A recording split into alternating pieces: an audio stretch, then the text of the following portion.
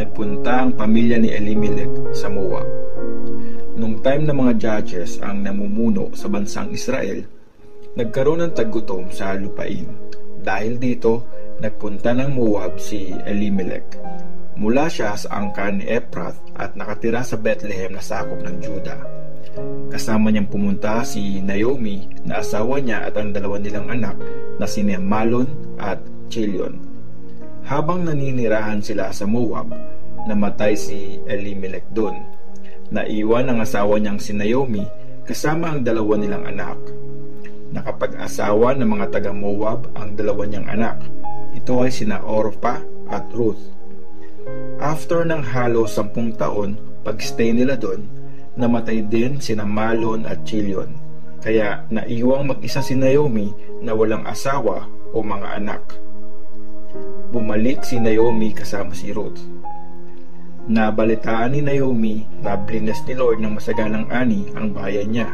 Kaya nag-ready siya na umalis ng Moab kasama ang mga manugang niya. Tapos umalis sila ng Moab at naglakbay pabalik sa lupain ng Juda.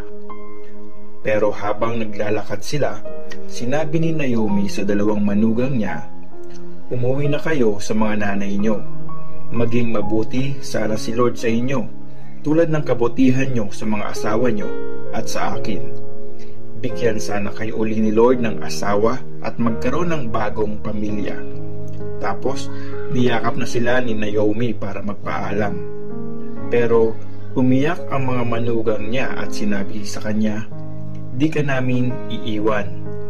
Sasama kami sa inyo, pabalik sa bayan niyo." Sumagot si Naomi, "Mga anak, umuwi na kayo. Bakit pa ba kayo sasama sa akin? Magkakaanak pa ba ako para maging asawa niyo? Umuwi na kayo dahil matanda na ako. Di na ako makakapag-asawa pa.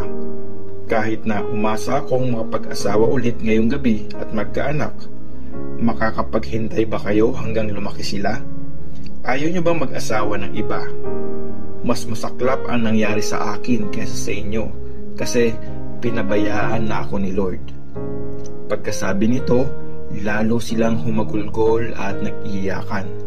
Tapos, niyakap ni Orpah ang biyena niya para magpaalam, pero naiwan si Ruth na nakahawak kay Naomi.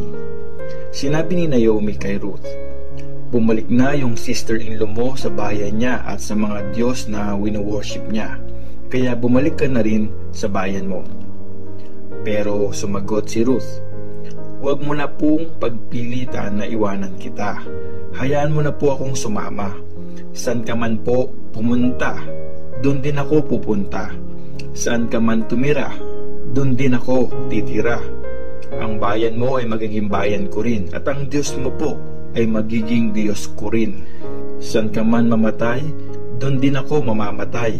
Saan ka man po ilibing, doon din ako ililibing. Parusahan sana ako ni Lord ng matindi kung iiwan kita. Kamatayan lang ang makakapaghiwalay sa ating dalawa." Nang makita ni Naomi na desidido talaga si Ruth na sumama sa kanya, di na siya tumutol. Tapos, nagpatuloy sa paglalakbay ang dalawa. Pagdating nila sa Bethlehem, nagulat ang lahat ng mga taga roon at nagtanong ang mga babae, "Di ba si Naomi yun?" Sinabi ni Naomi sa kanila, "Huwag niyo na akong tawaging Naomi. Tawagin niyo na akong Mara. Kasi hinayaan ng Diyos na makapangyarihan sa lahat na maging mapait ang buhay ko. Sagana akong umalis dito, pero binalik ako ni Lord na walang dala.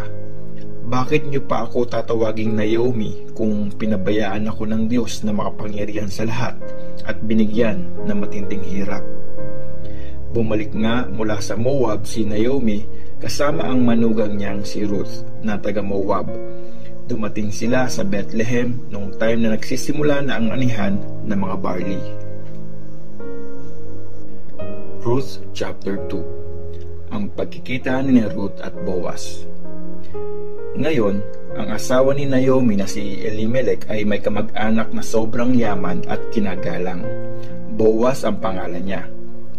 Isang araw, sinabi ni Ruth na taga Moab kay Naomi, Pwede po ba akong pumunta sa bukid at mamulot ng mga wheat at barley na naiwan ng mga nag-harvest?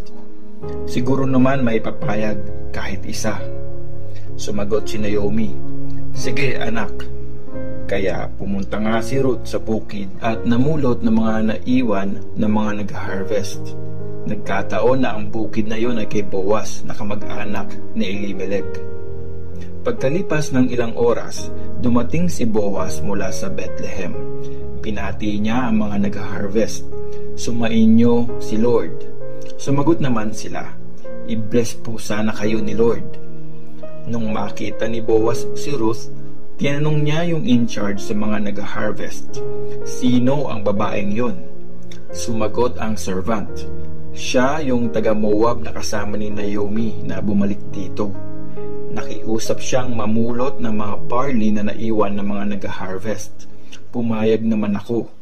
Maaga pa lang, namumulot na siya. Ngayon lang siya nagpahinga ng konti." Tapos, lumapit si Boaz kay Ruth. Sabi niya, "Iha, makinig ka.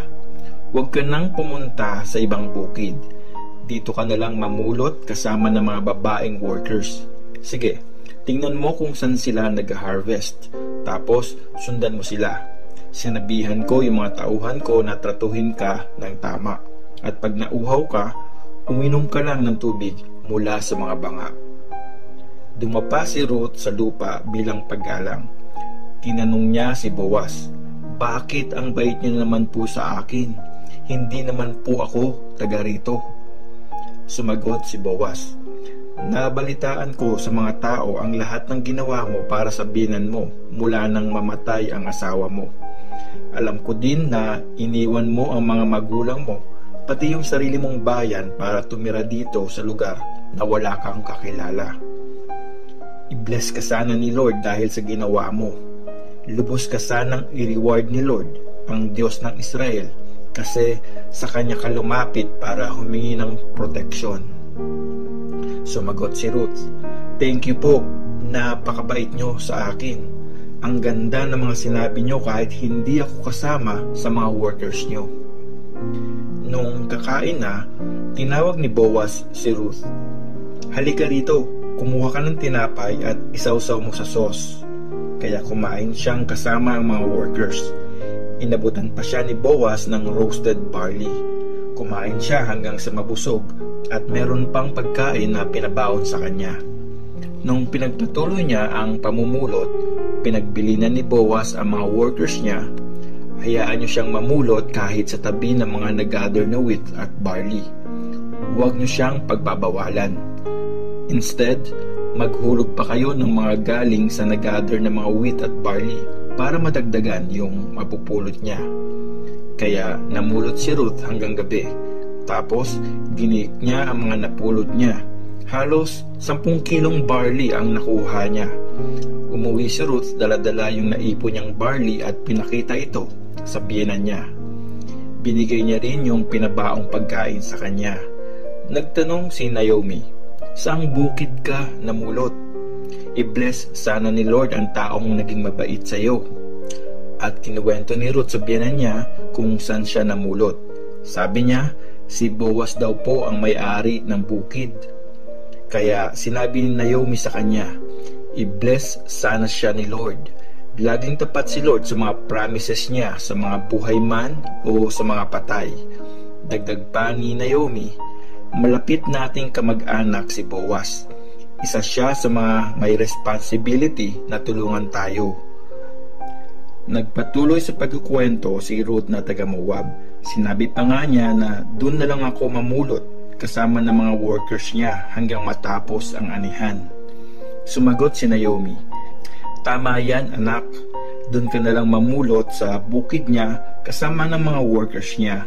Baka mapahamak ka pa pag sa iba ka pumunta." Ganon nga ang nangyari. Namulot si Ruth sa bukid ni Boaz kasama ang mga babaeng workers hanggang matapos yung anihan ng wheat at barley, at namuhay siya kasama ng biyenan niya.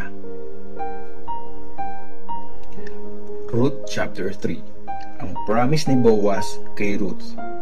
Isang araw, sinabi ni Naomi kay Ruth, "Anak, kailangang ihanap kita ng mapapangasawa mo para magkaroon ka ng sarili mong pamilya. Di ba kilala mo si Boaz na kamag-anak natin? Nakasama mo ang mga workers niya sa bukid nung namulot ka ng barley at wheat. Makinig ka. Mamayang gabi, magpapagig siya ng barley. Kaya maligo ka, magpabango at isuot mo yung pinakamaganda mong damit. Tapos, pumunta ka sa giikan, pero huwag kang magpapakita kay Boaz hanggang hindi pa siya tapos kumain at uminom. Tingnan mo kung saan siya matutulog, tapos lumapit ka. Iangat mo yung cover ng kanyang paa at mahiga ka sa may paanan niya. Sasabihin niya sa iyo kung anong gagawin mo. Sumagot si Ruth, "Yes po, gagawin ko lahat ng sinabi niyo." Pumunta nga si Ruth sa giikan at ginawa niya kung anong sinabi sa kanya ng biyenan niya. Masaya si Boaz matapos kumain at uminom. Ilang sandali pa, pumunta na siya sa tabi ng mga na-harvest na barley para mahiga at matulog doon. Dahan-dahan namang lumapit si Ruth. Inangat niya ang cover ng paa ni Boaz at nahiga sa paanan nito. Nung maghahating gabi na, nagising si Boaz. Nagulat siya nung makita niyang may babaeng nakahiga sa paanan niya. Nagtanong siya, "Sino ka?" Sumagot ang babae, "Si Ruth po, ang servant niyo. Isa kayong malapit na kamag-anak na may responsibility na tulungan kami. Kaya sana, pakasalan niyo po ako." Sumagot si Boaz, "Iha, i-bless ka sana ni Lord. Dahil sa ginawa mong ito, lalo mong pinakita ang loyalty sa pamilya kesa dun sa unang ginawa mo sa biyenan mo. Hindi ka pumili sa mga kabataang lalaki, mayaman man o mahirap. Don't worry, Ruth. Gagawin ko ang gusto mong mangyari. Alam ng lahat na isa kang mabuting babae. Totoo na malapit niyo akong kamag-anak at may responsibility ako sa inyo. Kaya lang meron pa kayong mas malapit na kamag-anak kaysa sa akin. Dito ka na magpalipas ng gabi. Bukas ng umaga, aalamin natin kung tutulungan at papakasalan ka ng taong sinasabi ko. Pag hindi, pinapangako ko kay Lord, ang buhay na Diyos na gagawin ko ang responsibility na ito. Sa ngayon, matulog ka na muna." Kaya natulog si Ruth sa may paanan ni Boaz hanggang madaling araw. Bumangon siya bago pa man sumikat ang araw kasi sinabi ni Boaz na walang dapat makaalam na pumunta siya sa giikan. Tapos sinabi ni Boaz, "Akin na ang suot mong balabal." Nilagyan ito ni Boaz ng mahigit na kalahating sakong barley at pinasan ito kay Ruth. Tapos umuwi na si Ruth. Nang makita sila ng biyenan niya, tinanong siya nito, "Kamusta lakad mo, anak?" At kinuwento ni Ruth lahat ng ginawa ni Boaz para sa kanya. Sabi niya, binigay niya sa akin ang mga barley na ito kasi sabi niya, "Huwag akong uuwi na walang dala." Sumagot si Naomi, "Maghintay ka, anak ko, kung anong mangyayari." Hindi titigil si Boaz hanggang hindi naaayos ang lahat ngayong araw na ito. Ruth chapter 4. Pinakasalan ni Boaz si Ruth. Pumunta si Boaz sa may gate papasok ng bayan at umupo doon. Maya-maya, dumaan yung tinutukoy niya na pinakamalapit na kamag-anak ni Elimelech. Tinawag niya ito, "Pinsan, halika, maupo ka muna dito. May sasabihin ako sa iyo." Lumapit nga ito kay Boaz at umupo. Tapos tumawag pa si Boaz ng 10 leaders ng bayan at niyaya silang maupo din doon. Tapos sinabi ni Boaz sa kamag-anak niya, "Bumalik na si Naomi galing Moab at gusto niyang ibenta yung bukid ng kamag-anak nating si Elimelech. Palagay ko, dapat mo itong malaman kasi ikaw yung unang may karapatang bumili nito. Bilhin mo ito sa harap ng mga nakaupong witness dito. Mag-decide ka na kung bibilin mo ito. Kung hindi naman, sabihin mo para ako na ang bibili. Kasi ikaw ang may unang karapatang bumili bago ako." Sumagot ang lalaki, "Sige, bibilhin ko." Tapos sinabi ni Boaz, "Once na bilhin mo kay Naomi ang bukid, dapat pakasalan mo rin ang biyudang si Ruth na taga Moab para mag-stay ang lupa sa pangalan ng namatay. Nung marinig ito na kamag-anak niya, sabi nito, "Kung ganon, hindi ko na gagamitin ang karapatan ko. Baka mawala pa yung sarili kong mana. Sige, sayo na ang karapatang bumili nito. Hindi ko na ito bibilhin." Ganito yung ginagawa sa Israel nung unang panahon. Pag tinubos o binili ang isang property, hinuhubad ng nagpatubos o nagbenta ang sandals niya at binibigay sa bumili, tanda ng kanilang kasunduan. Kaya nung sinabi ng kamag-anak na ikaw na lang ang bumili nito, hinubad na kamag-anak ang sandals niya at binigay kay Boaz. Tapos, sinabi ni Boaz sa mga leaders ng bayan at sa lahat ng mga tao doon, "Sa araw na ito, witness kayo na binili ko kay Naomi ang lahat ng property ni Elimelech, pati lahat ng mga property nila Kilion at Malon. Pakakasalan ko rin si Ruth na taga Moab, ang biyuda ni Malon, para mag-stay pa rin sa pangalan ni Malon ang mana. Nang sa ganon, mananatili pa rin si Malon sa listahan ng mga kamag-anak ng bayan niya. Inuulit ko, sa araw na ito, mga witness kayo sa mga bagay na ito." At sumagot ang mga leaders ng bayan kasama ang mga tao doon, "Yes, mga witness kami. I-bless sana ni Lord ang babae at bigyan ng maraming anak, gaya ni na Rachel at Leah, na pinanggalingan ng lahi ng Israel. At ikaw naman, Boaz, maging masagana ka sana sa angkan ni Ephrath at maging kilala sa buong Bethlehem.